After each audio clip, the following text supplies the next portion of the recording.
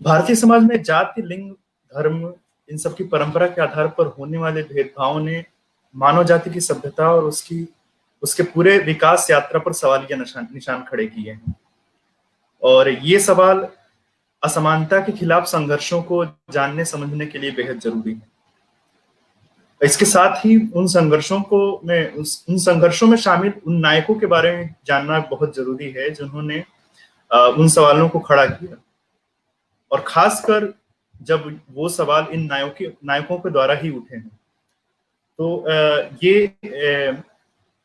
इसी परंपरा से एक नायक हमारे पास, हमारे परंपरा में, हमारी विरासत में ज्योतिबा फुले हुए थे, जिनका जन्म आज ही के दिन 1827 में हुआ था। और आज उनके विचारों को जानने के लिए, उनके बातों को जानने के लिए, थोड़ा और विस्तार से और आज के परिप्रेक्ष्य में उनको समझने के लिए हमारे साथ प्रोफेसर चंद्रभूषण अंकुर जी हैं, जो दीनदयाल उपाध्याय गोरखपुर विश्वविद्यालय में मध्यकालीन व आधुनिक इतिहास के प्रोफेसर हैं। साथ ही साथ आप विचारक हैं, सामाजिक सरोकार रखते हैं, और पत्रकारिता में आपने काफी काम किया है, लेखक भी हैं। मैं ज्यादा समय ना लेते हुए सर को आग्रह करूंगा कि वे इस परिचर्चा में शामिल हों और लोगों से रूबरू हों, अपनी बात हम लोगों तक पहुंचाएं। सर। नमस्कार रंजन जी, और इस चर्चा में शामिल जितने भी साथी हैं सबको नमस्कार करते हुए, और ज्योतिबा फुले को उनकी 1890 में उनकी डेथ हुई, तो 130वीं या 132वीं जयंती है उनकी। और इस महामना को प्रणाम करते हुए मैं अपनी बात, जो थोड़ी बहुत समझदारी बनती है मेरी, मैं रखना चाहूंगा।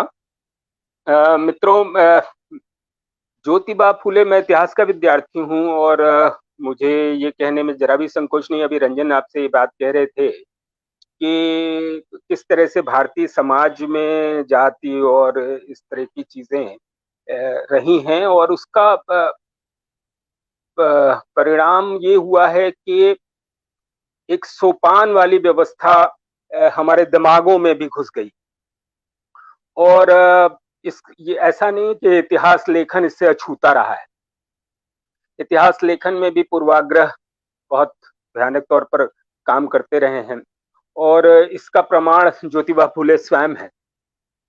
19वीं शताब्दी में जिस व्यक्ति ने हिंदुस्तान के बहुजन समाज के लिए सबसे ज्यादा प्रबोधन का कार्य किया, उस ज्योतिबा फुले और उनकी पत्नी सावित्रीबाई फुले, जिन्हें हम बहुजन समाज के लोग अपने राष्ट्रपिता के और राष्ट्रमाता स्वीकार करते हैं, हालांकि उन्हें कहा नहीं गया, लेकिन हम मानते हैं कि वही सच्चे अर्थों में भारत के राष्ट्रपिता और सावित्रीबाई फुले राष्ट्रमाता हैं। वो क्यों? क्योंकि आप पूरा 1827 में 11 अप्रैल 1827 को उनका जन्म महाराष्ट्र में हुआ, और वहां से 1890 में अपनी मृत्यु पर्यंत 64 वर्ष की आयु में उनकी मृत्यु हो गई। कोई बहुत लंबा जीवन उन्हें नहीं मिला, लेकिन इस पूरे 64 वर्षों के दौरान मैं समझता हूं कि 54 वर्ष 10-12 साल की अवस्था से लेके जो सक्रियता और जो सरोकार उन्होंने भारतीय समाज और भारतीय बहुजन समाज के प्रति दिखाया, और बहुजन समाज को प्रबोधित करने, उन्हें इस गुलामी की मानसिकता से मुक्त करने के लिए जितना काम उन्होंने किया, शायद ही किसी ने 19वीं शताब्दी में किया हो। लेकिन आप अगर भारतीय इतिहास के, सामाजिक इतिहास की किताबों को उठा लें, जो मान्य किताबें हैं, तो उनमें भी आपको एक पैराग्राफ, 2 पैराग्राफ, कभी कभी वो भी नहीं, में ज्योतिबा फुले सिमट जाएंगे। और इतिहास का प्रखर से प्रखर विद्यार्थी जो पाठ्यक्रमों तक सीमित है, उसको चाहे वो कितना भी प्रखर हो, अगर उसके पास जो उपलब्ध सामग्री है जिसे विश्वसनीय सामग्री के तौर पर लिया जाता है, तो जब उन किताबों में जिक्र ही नहीं है तो वो उनके बारे में कैसे जाने, कैसे चर्चा करे। अब तो जैसे जैसे बहुजन समाज प्रबोधित होता जा रहा है, चेतना संपन्न होता जा रहा है, वैसे वैसे हमारे जो बहुजन श्रवण परंपरा है उसके लोगों के कार्यों को पे किताबें आ रही हैं, शोध हो रहे हैं और नए नए ढंग से हमारे सामने तथ्य आ रहे हैं। और तब हमें पता चल रहा है कि कितना बड़ा काम फूले दंपति ने 19वीं शताब्दी में भारत के लिए किया। तो इसलिए हम कहते हैं कि उनको सही मायनों में भारत के अगर राष्ट्रपिता होने का किसी को गौरव या सम्मान मिलना चाहिए तो वो ज्योतिबा फूले हैं। क्योंकि आप देखिए कि 1827 में उनका जन्म पुणे जैसी जगह, पुणे से पास में उनका जन्म हो रहा है और पुणे को पूरे दक्कन में पेशवाई का केंद्र था। मराठा इतिहास से अगर आप परिचित हो तो मराठा साम्राज्य की शुरुआत तो की थी शिवाजी ने, लेकिन शिवाजी के वंशज लोगों के दौरान ये जो उनके प्रधानमंत्री एक तरह से होते थे वो पेशवा होने लगे और ये पेशवा ब्राह्मण होते थे। और जो पूरा मराठा संघ था उसके 4-5 प्रमुख केंद्र बनते थे। एक तो सबसे जो महत्वपूर्ण है ग्वालियर के सिंधिया लोग, तो सिंधिया मराठा सरदार थे, उनकी राजधानी ग्वालियर। दूसरे महत्वपूर्ण सिंधी मराठा सरदार होते थे जो मराठा संघ के पार्ट होते थे, वो थे होलकर। तो होलकर लोगों की राजधानी थी क्या कहते हैं, इंदौर। वो लोग इंदौर से ऑपरेट करते थे। फिर नागपुर से भोसला राजा की राजधानी, और चौथे जो थे वो बड़ौदा से गायकवाड़ लोग थे। तो ये 4 बड़े मराठा सरदार थे। और शिवाजी के वंशज लोग कोल्हापुर में रहते थे, शाहू जी महाराज वगैरह। तो और पेशवा जो उनका कहने को तो उनका प्रधानमंत्री है, लेकिन वो पूना में रहता है। और वो तभी जब उनको पेशवा के तौर पर मान्यता के लिए उनको कोल्हापुर जाना पड़ता है। उसके बाद वो महाराज को बस सूचना कभी कभार देते रहते हैं और एकदम इंडिपेंडेंट राजा की तरह से काम करते हैं। और मराठा संघ का जो केंद्र है वो पुणे है, जहां पेशवा रहता है, शनिवार वाड़ा। आप में अभी एक फिल्म आई थी बाजीराव मस्तानी, तो उसमें जो शनिवार वाड़ा वगैरह दिखता है, जिन लोगों ने वो देखी होगी, तो वो केंद्र बनता था। तो पेशवाओं के शासन में पूना जो है वो ब्राह्मणवाद और मनुवाद का सबसे बड़ा गढ़ था। ये बात और है कि जब फूले का जन्म हो रहा है उससे करीबन 1 दशक पहले 1818 या 1819 में पेशवाई की समाप्ति हो गई है।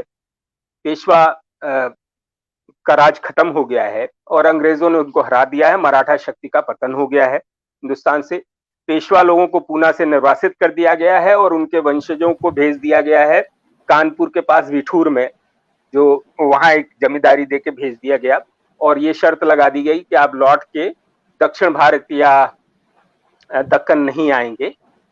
और लेकिन बावजूद इसके जब ज्योतिबा फूले का जन्म हो रहा है और उसके बहुत बाद तक भले ही राजनीतिक वर्चस्व पेशवाओं का खत्म हो गया हो, लेकिन सामाजिक जीवन में पेशवाई शासन के दौरान की मूल्य मान्यताएं बड़े पैमाने पर बनी हुई थी। ज्योतिबा फुले का जन्म एक माली परिवार में हुआ था, जो आज के पैमाने से हम देखें तो शूद्र या अन्य पिछड़ा वर्ग जिन्हें अब कहते हैं हम लोग। कई बार शूद्र हम जब कहते हैं तो लोग समझते हैं कि एससी की बात हो रही है, एससी एसटी की बात। लेकिन हमको ये ध्यान रखना चाहिए कि शूद्र जब हम कह रहे हैं तो हम अन्य पिछड़ा वर्ग की बात करते हैं। क्योंकि अंत्यज जो है वो है पांचवा वर्ण, जिसका जिक्र ही नहीं है मनुष्य, जिन्हें छुआ नहीं जा सकता, अछूत थे। ऐसे लोगों को तो मनुष्य स्मृति में जो वर्ण व्यवस्था उसमें कोई जगह ही नहीं है। शूद्र वो लोग हैं जो सेवा का कार्य कर रहे हैं लेकिन अछूत नहीं है। तो महात्मा ज्योतिराव फूले का जन्म एक माली परिवार में हुआ। उनके परिवार के लोग माली का पेशा करते थे और वो लोग पूना आके बस गए, उनके पूर्वज लोग। और उनके पूर्वजों के जो ये फूल माली का काम था, उसकी इतनी प्रसिद्धि हुई कि पेशवाओं ने उन्हें अपने यहाँ माली के काम पे लगाया और उनके काम से खुश होकर उन्हें काफी जमीन भी इनाम में दे दी। तो इस तरह से ज्योतिबा फुले का पालन पोषण जो हुआ वो पुणे में हो रहा है। और उनके पिता चाहते थे, वो ज्योतिबा फुले शुरू से प्रखर थे, उनको पढ़ना चाहते थे, उनको स्कूल में दाखिल भी कराया गया। लेकिन जल्दी ही उनको उनके पिता पर लोगों ने दबाव डाला कि शूद्र जाति के होके भी तुम अपने बेटे को पढ़ने भेज रहे हो और ये धर्म ग्रंथों की व्यवस्थाओं के अनुकूल बात नहीं है। लिहाजा पिता पे इतना दबाव बना कि धर्मभीरू पिता ने बेटे को स्कूल से निकाल लिया और अपने साथ खेतों में कृषि कार्य में लगा लिया गया उसको। लेकिन ज्योतिबा फुले के मन में शिक्षा को लेके अंदरूनी इच्छा थी, कहते हैं। तो और जब वो शुरुआती दौर में विद्यालय गए थे और उस दौरान उनको कुछ उनके अध्यापकों ने उनकी प्रतिभा को पहचाना था। उसमें एक मिशनरी के से जुड़े हुए व्यक्ति थे। जब मेरी स्मृति इस मामले में वो साथ नहीं देती, या तो मैं टेक्स्ट रख के बैठूं। मैंने अपनी किताब में उसका जिक्र किया। ज्योतिबा फुले पे मेरी किताब है 2013 में आई और इस किताब को लिखने की शुरुआत भी ऐसे ही हुई कि मैंने आपसे अभी शेयर किया कि इतिहास के विद्यार्थियों को भी अपनी मान्य इतिहास की किताबों में बहुत कुछ नहीं मिलता। 2011 में मुझे प्रेस क्लब में आयोजित एक कार्यक्रम में ज्योतिबा फुले भारतीय पुनर्जागरण के भारतीय नवजागरण के अग्रदूत ज्योतिबा फुले शीर्षक से पे बोलने के लिए बुलाया गया। और जब मैंने उस विषय पर अपनी तैयारी शुरू की तो इतिहास, सामाजिक इतिहास की जो किताबें हम लोग के पास थी वो देखा, उसमें कुछ खास नहीं मिला और मैं बड़ा परेशान था। तब मुझे उन्हीं आयोजक साथियों ने 2 खंडों में एलजी मेश्राम विमल कीर्ति की फुले ग्रंथावली जो है वो उसके 2 खंड उपलब्ध कराए और कुछ और किताबें और लेख उपलब्ध कराए। और इससे मैंने वो भाषण किया। उससे हालांकि मैं फूले से परिचित तो बचपन में हो गया था और इसका श्रेय मेरे शिक्षक श्री गोमती प्रसाद जी को है, जिनको अपने मैंने फूले पे लिखी हुई किताब समर्पित भी की है। वो डीएवी कॉलेज में हमारे अध्यापक थे और हम लोग को वाद विवाद प्रतियोगिताएं जब हम लोग जाते थे तो उसकी तैयारी करवाते थे। तो उन्हीं के माध्यम से मैंने पहली बार ज्योतिबा फुले के बारे में सुना था। और महाराष्ट्र के हैं, उन्होंने कुछ नाइयों को संगठित किया कि वो विधवाओं के बाल न बनाएं। इस तरह का जिक्र मैंने बचपन में सुना था। लेकिन दोबारा से 2011 में उस लेक्चर की तैयारी के दौरान नए सिरे से मैंने पढ़ना शुरू किया और उसका परिणाम यह हुआ कि 2013 में एक किताब भी उन पे लिखा मैंने, भारतीय नवजागरण। तो उन पे बात करने को बहुत कुछ है, लेकिन मैं किसी कुछ भी ऐसा उनका टेक्स्ट नहीं पढ़ने जा रहा हूँ। मैं अपने जो साथी जुड़े हुए हैं इस समय बातचीत में, उनसे उनका ध्यान उन तथ्यों की तरफ आकृष्ट करूंगा और उनके उस पूरी जीवन यात्रा की तरफ आकृष्ट करूंगा जो अपने आप में बहुत कुछ कहती है। जैसे कि 1800, अभी हम लोगों ने बात किया कि 1827 में उनका जन्म हुआ और मात्र 13 साल की अवस्था में उनकी शादी हो और 1840 में। और प्राथमिक शिक्षा में उनका दाखला 7 वर्ष की उम्र में सन 1834 में कराया गया था। 1834 से 38 तक तो उनकी पढ़ाई हुई और उसके बाद उनको सामाजिक दबाव में उनके अभिभावकों ने स्कूल से निकाल लिया, उनकी शिक्षा बाधित हो गई। 1840 में 13 वर्ष की अवस्था में उनका विवाह सरस्वती बाई के साथ हो गया और उस समय सरस्वती बाई फुले की उम्र 9 साल थी। तो सरस्वती बाई फुले उनकी जीवन संगिनी सही मायनों में जीवन संगिनी थी और ज्योतिबा फुले ने जिन लोगों को तैयार किया अपने उद्देश्य के अनुरूप कार्यों के लिए, उसमें सावित्रीबाई फुले भी थी, जिनकी शिक्षा दीक्षा स्वयं, मतलब जब 9 साल की अवस्था में उनकी शादी हो रही है और वो ससुराल आ रही हैं, तब तक वो निरक्षर थी, माने उनको कोई भी ज्ञान नहीं था। और वो सावित्रीबाई फुले पे अभी किताब आई है डॉक्टर सिद्धार्थ रामू की, अभी इसी साल और या पिछले साल आई थी। हम लोगों ने इस साल उस पर एक बातचीत का आयोजन किया था। उस किताब को पढ़ेंगे आप तो पता चलेगा कि 9 साल की अवस्था में जब शादी हो रही है तब तक वो उनको कुछ भी अक्षर ज्ञान नहीं है।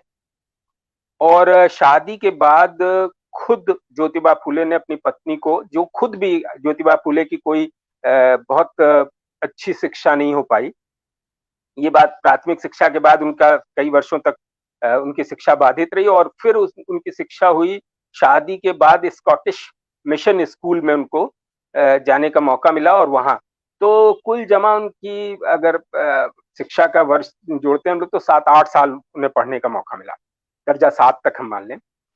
तो उनकी खुद की बहुत अच्छी शिक्षा थी, लेकिन जो कुछ उन्होंने अर्जित किया वह स्वाध्याय और शिक्षा के प्रति अपनी रुचि के चलते अर्जित किया। और सावित्रीबाई फुले और उनकी तरह की कई स्त्रियों को उन्होंने शिक्षित किया, प्रबोधित किया और उन्हें सामाजिक कार्यों में लगाया।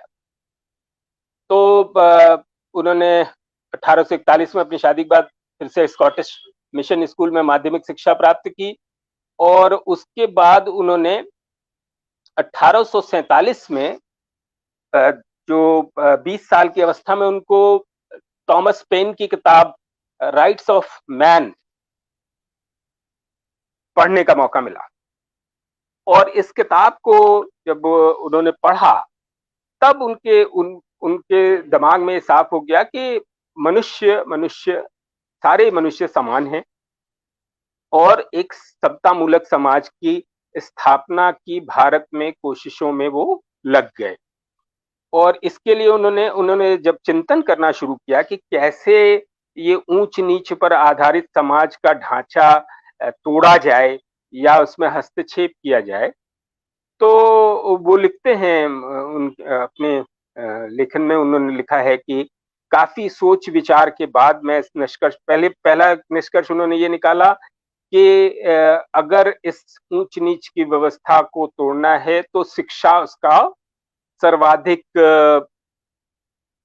प्रबल माध्यम बनेगी।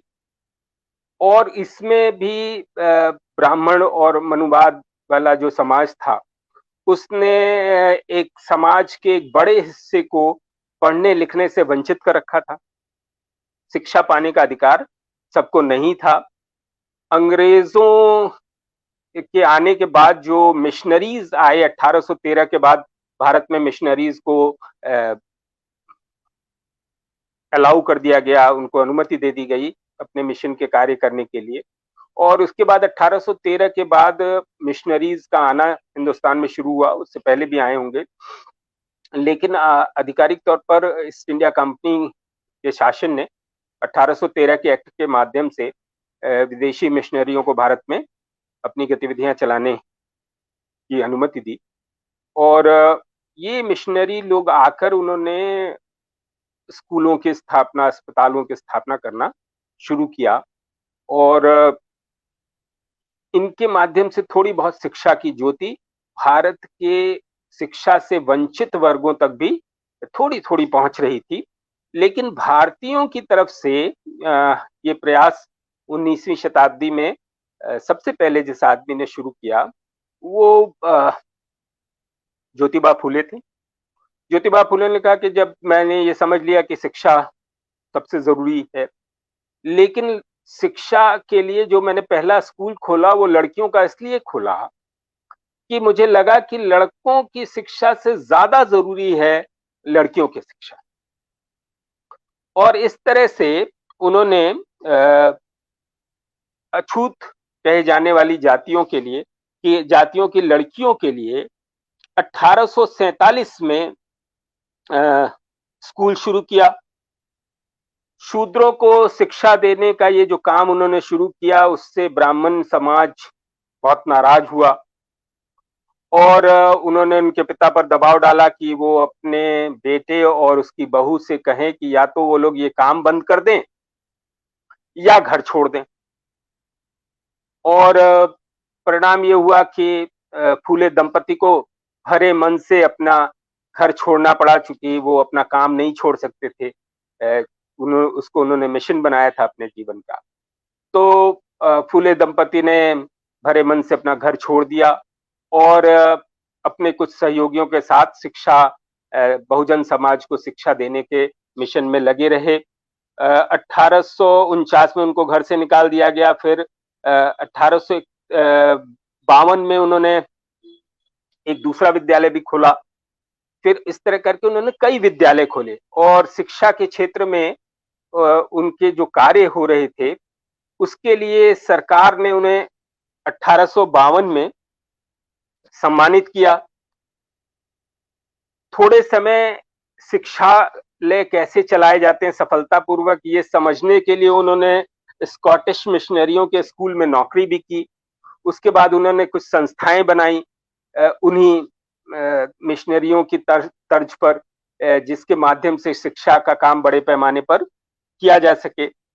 1855 में उन्होंने लेखन का काम, शिक्षा के काम के साथ साथ प्रबोधन के लिए, बहुजन समाज के प्रबोधन के लिए, उन्हें धार्मिक ग्रंथों में वर्णित जो मानसिक गुलामी की जंजीरों से मुक्त करने के लिए उन्होंने लेखन का काम शुरू किया। और इस क्रम में उनका पहला जो प्रयास था वो था तृतीय रत्न नामक नाटक का उन्होंने लेखन किया। 1855 में ही उन्होंने ज्यादा उम्र के लोगों को शिक्षित करने के लिए, साक्षर बनाने के लिए एक रात्रिकालीन स्कूल, नाइट स्कूल पुणे में स्थापित किया, जिसमें स्वयं वो और उनकी पत्नी पढ़ाते थे। और इस तरह से न सिर्फ लड़कियों को, एक तरफ लड़कियों को और लड़कों को शिक्षित करने के का मिशन वो चला रहे थे, दूसरी तरफ ज्यादा उम्र के लोगों को या प्रौढ़ लोगों को शिक्षित करने के लिए उन्होंने 1855 में एक रात्रिकालीन विद्यालय शुरू किया। उनके इस कामों से पूरे पूना, जो कि मैंने आपसे पहले कहा है कि ब्राह्मणवाद और मनुवाद का एक बड़ा गढ़ था, वहां बहुत नाराजगी थी और 1856 में उनकी हत्या के लिए भाड़े के हत्यारे भेजे गए, लेकिन वो सफल नहीं हुए। और फिर उन्होंने 1860 में शिक्षा के साथ साथ एक और काम शुरू किया और वो काम था विधवा पुनर्विवाह के लिए सहायता और काउंसलिंग देने का काम, कि ऐसी विधवाएं जो पुनर्विवाह की इच्छुक हों और ऐसे विदुर या लोग जो विधवाओं से विवाह के इच्छुक हों, ऐसे लोगों को के लिए उन्होंने एक संस्था बनाई। फिर 1863 में उन्होंने बाल हत्या, गौर करिएगा, बाल हत्या प्रतिबंधक गृह की स्थापना की। होता ये था कि कम उम्र में शादी हो जाने से भारतीय समाज में बहुत, और बेमूल विवाह होते थे, ज्यादा उम्र के पुरुष, बहुत कम उम्र की स्त्रियां, तो अक्सर ऐसी लड़कियां कम उम्र में विधवा हो जाती थी। विधवा होने के बाद उनका पुनर्विवाह हो नहीं सकता था, उन पर तरह तरह के सामाजिक प्रतिबंध लगे हुए थे। तो ये विधवा स्त्रियां अपने ही घर परिवार, दोस्त नातेदार के लोगों के हवस का शिकार बनती थी, गर्भवती होती थी और फिर उस लोक लज्जा, सामाजिक लोक लज्जा के डर से वो लोग उन बच्चों को या तो मार देती थी जन्म लेने पर, या फेंक आती थी कहीं ऐसे अनजान जगहों पर। तो ज्योतिबा फूले ने 1863 में पूना में एक बाल हत्या प्रतिबंधक गृह की स्थापना की, बड़े बड़े पोस्टर लगवाए। और ये समस्या बहुजन समाज की नहीं थी, ये सवर्ण समाज जो सो कॉल्ड होता है उसकी समस्या थी। उनके यहाँ ये ज्यादा बड़े पैमाने पे थी। तो उन्होंने पूना में बड़े बड़े पोस्टर लगवाए कि कोई भी विधवा जो गर्भवती हो वो उसका अपना नाम बताए बगैर, अपनी पहचान छिपाकर हमारे इस बाल हत्या प्रतिबंधक गृह में आ सकती है। यहाँ हम उसके प्रसव के दौरान उसकी मदद करेंगे, उसके इलाज की व्यवस्था करेंगे। उसके प्रसव के बाद वो चाहे तो अपना बच्चा ले जाए, चाहे तो वो छोड़ जाए, हम उस बच्चे का पालन पोषण करेंगे। और आपको बता दूं कि फूले दंपति का अपना कोई बच्चा नहीं था, उन्होंने इसी बाल हत्या प्रतिबंधक गृह से एक बच्चा गोद लिया था, जो उनका उत्तराधिकारी बाद में बना। तो यशवंत राव उनका नाम था। तो ये बात आप जरा देखिए कि एक आदमी है तो ऐसे समाज का जिसके लिए ब्राह्मणों ने सारे रास्ते रोक रखे थे एक अरसे तक, और वही आदमी उस समस्या के लिए भी काम करता है जो उसके समाज की नहीं है, लेकिन भारतीय समाज की एक बड़ी समस्या है। और इससे पता चलता है कि उनका दृष्टिकोण कितना व्यापक था। तो इसलिए हम कहते हैं कि वो राष्ट्रपिता कहलाने के हकदार, वास्तविक हकदार वो हैं। इसी तरह 1868 में उस जमाने में पीने के पानी का सवाल एक बहुत बड़ा सवाल था।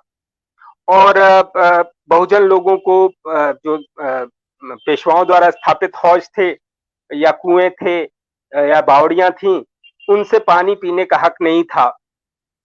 लगातार फूले इसके लिए काउंसिल में, पुणे की नगर पालिका में आवाज उठा रहे थे और कह रहे थे कि नगर पालिका का ये काम है कि वो पीने का पानी उपलब्ध कराए, लेकिन ये काम बहुत अच्छे ढंग से हो नहीं पा रहा था। तब 1868 में उन्होंने फूले बाड़ा जो था उसका हौज, मैं गया था अभी मेरा ख्याल है 2-3 साल पहले मैं फूले बाड़ा गया था और मैंने देखा वो जगह। और वहां उन्होंने जो हौज था अपने घर का, उसको उन्होंने सभी लोगों के लिए पानी पीने के लिए खोल दिया और कहा कि कोई भी यहाँ से पानी पी सकता है, इस पे कोई रोक नहीं होगी। फिर उन्होंने इस तरह से वो सामाजिक काम, शिक्षा का काम करते करते वो ये सारा कुछ समझ रहे थे। और इतनी व्यस्तताओं के बीच में सरकार में भी तरह तरह समय समय पर वो मेमोरेंडम्स देते रहते थे इन सवालों को लेके, ताकि जो ईस्ट इंडिया कंपनी की सरकार है और 1857 के बाद जब ब्रिटिश सरकार 1859 के बाद आ गई सीधे, तो उससे भी लगातार वो लिखा पढ़ी करते रहते थे और इन सब सवालों को लेके। तो 1869 में उन्होंने ब्राह्मणों का चातुर्य और छत्रपति राजा शिवाजी राजा भोसला का पवाड़ा लिखा। फिर गुलामगिरी का लेखन 1873 में किया, जिसमें उन्होंने कैसे जो ब्राह्मण धर्म ग्रंथ हैं उन्होंने किस तरह से हम बहुजन समाज के लोगों को गुलाम बना रखा है और दिमागी तौर पर, और किस तरह से वो उनकी मेहनत की रकम को हड़प जाते हैं। इसको उन्होंने काफी डिटेल में सारी बातों को लिखा। 1873 में ही सत्य शोधक समाज, मुझे लग रहा है वक्त खत्म हो रहा है और रंजन मेरी तरफ देख रहे हैं, मैं 2 मिनट लूंगा। बिल्कुल नहीं सर, आप आगे बोलिए। तमाम लोग आग्रह कर रहे हैं आपसे बोलने के लिए, चलने दीजिए जैसे चल रहा है सर। 1873 मतलब यहाँ पे मैं, जो इतिहास में थोड़ी रुचि रखने वाले लोग हैं उनको पता होगा कि यूरोप के इतिहास में 15वीं शताब्दी को में पुनर्जागरण हुआ था। और बहुत सारे लोग हिंदुस्तान में ये साबित करने की पूरी लंबी बहस रही है कि 19वीं शताब्दी में भारत में भी पुनर्जागरण हुआ। लेकिन अब ये बहस एक मुकाम तक पहुंच गई कि वो पुनर्जागरण तो कतई नहीं था, उन अर्थों में तो कतई नहीं था जैसा यूरोप में था। बहुत है तो उसको भारतीय नवजागरण कह सकते हैं 19वीं शताब्दी का। और 19वीं शताब्दी में इस नवजागरण के दौरान एक से ज्यादा संस्थाएं हिंदुस्तान में बनी, जिन्होंने भारतीय समाज या हिंदू समाज को सुधारने का बीड़ा उठाया। जैसे उसी में 1873 में सत्य शोधक समाज जो ज्योतिबा फुले ने जिसकी स्थापना की, 1875 में दयानंद सरस्वती ने आर्य समाज की स्थापना की, इसी दौरान ब्रह्म समाज, इसी दौरान प्रार्थना समाज, इसी दौरान रामकृष्ण मिशन, ये ढेर सारे आपको 19वीं शताब्दी में बहुत सारे ऐसे संगठन बनते हुए दिखाई देते।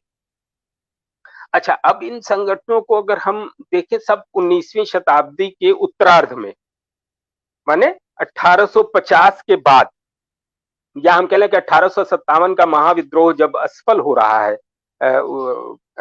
1859 में, तो वो असफल तो जरूर हुआ, लेकिन उससे भारतीय समाज में बड़े पैमाने पर एक चेतना, राष्ट्रीय चेतना का एक ज्वार उत्पन्न किया। और उसी से बहुत सारे लोग इस बात के लिए प्रेरित हुए कि भारतीय समाज में जो व्याप्त गड़बड़ियां हैं उसको ठीक किया जाए। तो उसके चलते भारत के अलग अलग हिस्सों में अलग अलग लोगों ने, खास तौर पे आप उसके दो बड़े केंद्र हैं बंगाल और महाराष्ट्र, दक्षिण भारत भी है, तो यहाँ पर ये कोशिशें शुरू हुई कि भारतीय समाज और बहुसंख्यक हिंदू समाज के भीतर, लेकिन इन कोशिशों में सबसे अलग हमको दिखाई देते हैं ज्योतिबा फुले। चूंकि प्रार्थना समाज को हम ले लें, ब्रह्म समाज को ले लें या आर्य समाज को ले लें, ये सब बैक टू वेदाज, वेदों की तरफ लौटो, या वेद ही सारे ज्ञान के मूल है, या सारा ज्ञान वेदों में है, ऐसा मान के ज्यादातर चिंतक उस दौर के चल रहे हैं। और उसी वेदों में वो तत्कालीन भारतीय समाज के समस्याओं का हल ढूंढ रहे हैं। इसके विपरीत सबसे कम पढ़े लिखे औपचारिक तौर पर और समाज के मतलब उच्च वर्गीय समाज से इतर का एक व्यक्ति एक संस्था बना रहा है जिसका नाम रख रहा है सत्य शोधक समाज। यानी वह समाज या ऐसा यह संस्था सत्य का शोधन करेगी, सत्य की खोज में लगा हुआ समाज। और वो कहते हैं, ज्योतिबा फुले कहते हैं कि उनका पक्का विश्वास था कि मतलब यहाँ तक कि दयानंद सरस्वती और बहुत सारे लोग जो बंगाल के चिंतक लोग हैं, वो सब वेदों को एक बहुत ऊंचा स्थान दे रहे थे और मान रहे थे कि वेद ईश्वरीय हैं। लेकिन ज्योतिबा फुले कह रहे हैं कि बाइबल, कुरान, वेद सब मनुष्यों ने रचे हैं, ये सब मनुष्यों द्वारा लिखित हैं और ये मनुष्यों की देन है मानव समाज को, ना कि इसमें ईश्वर लिखित कोई ग्रंथ है। तो सत्य शोधक समाज ने एक पूरी वैकल्पिक संस्कारों की पद्धति, कैसे विवाह कराए जाएं, कैसे मृत्यु संस्कार कराए जाएं, एक पूरा महाराष्ट्र में लंबे समय तक की बहुत ही सशक्त संस्था रही। और इसने दलित बहुजनों के प्रबोधन में, उनको मानसिक गुलामी से मुक्त करने में इस संस्था ने अद्भुत भूमिका निभाई। और फिर ज्योतिबा फुले ने राजनीति में प्रवेश किया। उन्होंने पूना नगर पालिका की सदस्यता उनको मिली 1876 से 1882 तक। इस दौरान उन्होंने बहुत सारा सुधार करने की, जैसे शराब की नई दुकानों, उन्होंने ब्रिटिश सरकार से गुजारिश की कि वो सरकार शराब की नई दुकानों की परमिट न जारी करे, ऐसे इलाकों में शराब की दुकानों की परमिट न जारी करे जहां आसपास स्कूल हो। तो इस तरह का किया। फिर हंटर शिक्षा आयोग के सामने उन्होंने अपना प्रतिवेदन प्रस्तुत किया और उसमें बहुजनों की शिक्षा के सवाल को उठाया और कहा कि राज्य का ये दायित्व है, सरकार का ये दायित्व है। इस तरह का उन्होंने प्रतिवेदन दिया। फिर 1882 में हंटर आयोग के सामने के बाद उन्होंने 1883 में एक किताब लिखी, किसान का कोड़ा, और किसानों के प्रति उनकी सहानुभूति, किसानों का श्रमशील जीवन से अर्जित जो उनका धन है उसको किस तरह से पंडे पुरोहित मानसिक गुलामी का लाभ लेकर कैसे हड़प लेते हैं, तो किसान का कोड़ा लिखा। फिर एक सत्सार 1, सत्सार 2 और इशारा, इनका लेखन 1885 में किया। सत्य शोधक समाज में मैंने कहा कि पूरी संस्कारों की पूरी विधि विकसित की, तो उसके संस्कारों और पूजा विधि पर विस्तृत लेखन उन्होंने 1887 में किया। और इस तरह से वो लगातार काम करते रहे। पूना में जब अकाल पड़ा और प्लेग आया तब उन्होंने काफी सहायता का काम किया। 1888 में उन्होंने अपनी अंतिम किताब लिखी, सार्वजनिक सत्य धर्म, जो उनकी मृत्यु के बाद प्रकाशित हुई। उनकी मृत्यु 28 नवंबर 1890 को हुई। और इस तरह से 64 वर्षों की यात्रा के जो महत्वपूर्ण पड़ाव थे वो मैंने इशारों में आधे घंटे की बातचीत में इतने बड़े व्यक्तित्व को समेटना कठिन, लेकिन फिर भी मैंने कम से कम अगर मैं अपने आज की इस बातचीत को सफल मानूंगा, अगर हमारे सुनने वाले लोगों में से लोग ज्योतिबा फूले, सरस्वतीबाई फूले के बारे में जो अब तक आ गई सामग्री है उसकी तरफ आकर्षित हों और उस लेखन परंपरा को, इस खोज की परंपरा को आगे बढ़ाएं, सत्य शोधन की इस परंपरा को आगे बढ़ाएं। यही इसी के साथ मैं अपनी बात समाप्त करता हूं। तो बिल्कुल सर, ये पूरी चर्चा हम सबके लिए एक बड़ी ही ज्ञानवर्धक चर्चा रही और हमने बहुत से ऐसे बिंदुओं को जाना जो कई लोगों के लिए संभवतः अनजाने रहे होंगे, और इतने कम समय में आपने इतने रोचक ढंग से उन सारे बिंदुओं को बताया है कि हम लोगों को सारी बातें एकदम स्पष्ट हो गई हैं। और निश्चित ही रूप से महात्मा फुले का यह योगदान भारतीय समाज के विकास के लिए और इस संरचना में उनका ये पूरा योगदान कितना महत्वपूर्ण होता है हमारी पूरी सभ्यता, संस्कृति और पूरे समाज के लिए, ये बड़ा जरूरी था जानना। आज की ये परिचर्चा बड़ी ही सफल रही, क्योंकि बाकी जितने भी दर्शक थे, जुड़े हुए लोग थे हमसे, उनका आग्रह था कि ये चर्चा और बढ़ाई जाए या चलती रहने दी जाए। तो उस तरह से आपने पूरी विस्तृत जानकारी दी हमें। एक मेरा सवाल है, बाकी लोगों का सवाल तो कोई नहीं आया है, लेकिन मेरा सवाल एक ये है कि क्या महात्मा फूले को भारतीय समाज, जिन सुधारकों की चर्चा होती है, समाज सुधारकों की भारतीय इतिहास में और भारतीय सामाजिक संरचना में, महात्मा फूले को वह स्थान क्या मिल पाया है? क्योंकि उनकी चर्चा बहुत कम होती है। मैंने आपसे पहले ही अर्ज किया था, क्योंकि आधे घंटे मुझे इस बातचीत को समेटना था, इसलिए मैं थोड़ी एक तरह की जल्दबाजी में था और मैं इशारे में बात कर रहा था। मैंने पहले ही आपसे कहा था कि इतिहास लेखन में पूर्वाग्रह की चर्चा की थी और 19वीं शताब्दी में भारत में अगर हम लोग थोड़े उत्सुक लोग हों तो ये जानने की कोशिश करनी चाहिए कि शिक्षा का प्रतिशत क्या था। बहुत कम था, और जो व्यवस्था, सामाजिक व्यवस्था प्रिवेल कर रही थी उसमें बहुत बड़े संख्या में लोगों को शिक्षा के अधिकार से वंचित कर दिया गया था। तो जाहिरा तौर पर जिसके पास शिक्षा लेने का अधिकार था वही लिखने पढ़ने में सक्षम था, तो वो वही लेखन कर रहा था, और वो उस लेखन में कतई उन लोगों का जिक्र नहीं करेगा जो उसके मानसिक बनावट के हिसाब से कुछ अच्छा कर ही नहीं सकते, कुछ अच्छा बनी नहीं, वो तो सेवा के लिए बने हुए लोग हैं। अब आज आप यही प्रसंगवश मैं एक बात कह दे रहा हूं कि तिलक को हम लोग बहुत महत्व देते हैं। पूरे स्वाधीनता आंदोलन में तिलक का एक शलाका पुरुष की तरह है। अब तिलक ब्राह्मण थे। अब तिलक ने जब 1919 के एक्ट से ये हुआ कि अब लेजिस्लेटिव असेंबलीज में सीटें रिजर्व करने की मांग होने लगी बहुजन, दलितों और बहुजनों के लिए, तो तिलक ने लिखा है कि ये तेली तमोली वहां जाके विधानसभाओं में क्या हल चलाएंगे।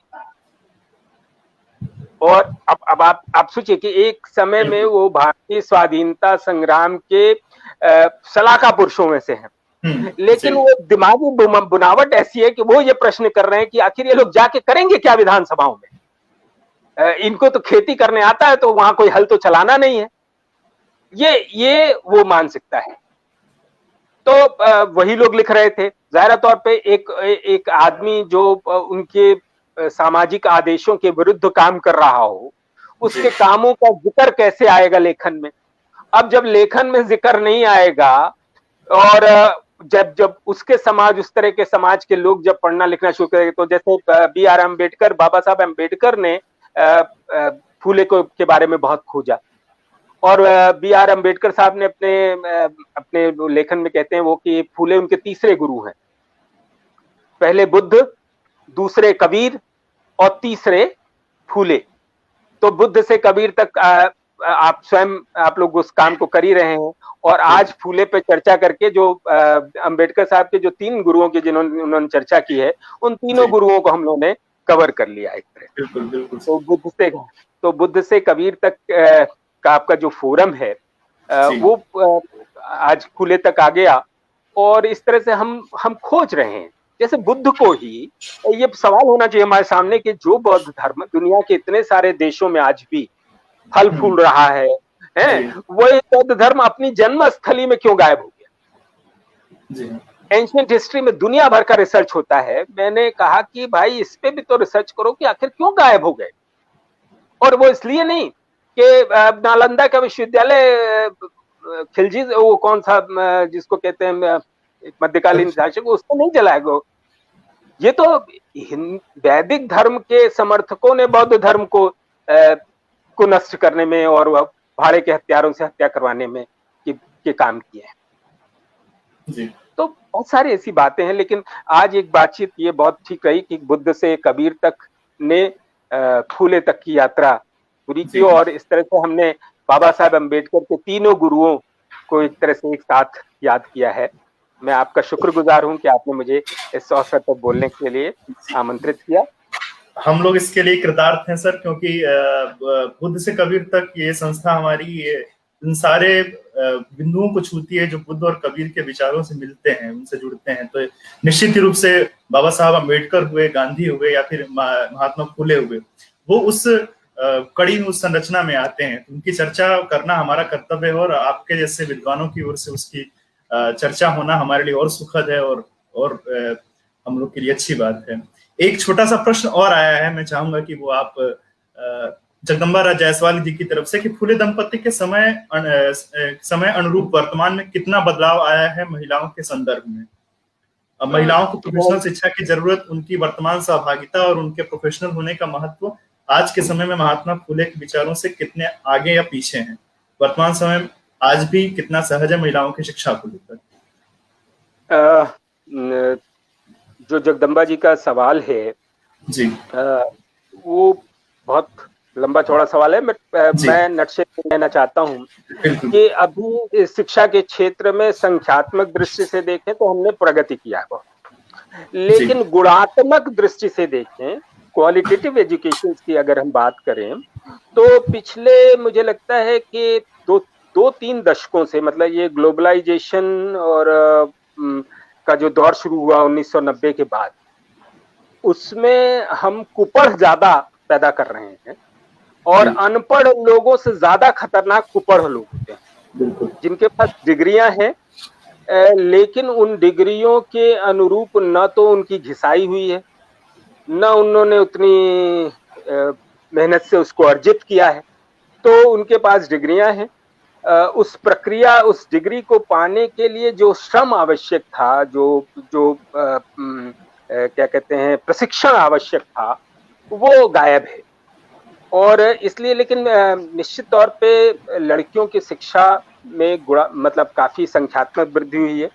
और अभी हम अपने विश्वविद्यालय की बात करें तो हमारे यहाँ तो जो इनरोलमेंट, अभी कल हमारे यहाँ दीक्षांत समारोह है और हम उसके आंकड़े देख रहे थे, कार्य परिषद सदस्य भी हूँ मैं, तो मुझे जो आंकड़ा नजर आया था, परसों मेरे हाथ में आया था, वो ये था कि हमारे यहाँ जो डिग्री इस साल हम लोग दे रहे हैं बीए और एमए लेवल पर और पीएचडी लेवल पे, उसमें 67% लड़कियां हैं और 33% लड़के हैं। विद्यालय, जबकि हम एक पिछड़ा इलाका है। तो हमारे यहाँ अगर लड़कियों का एनरोलमेंट का परसेंटेज इस तरह से बढ़ा है तो निश्चित तौर पे परसेंटेज की दृष्टि से देखें या संख्या की दृष्टि देखें तो वो बढ़ा है।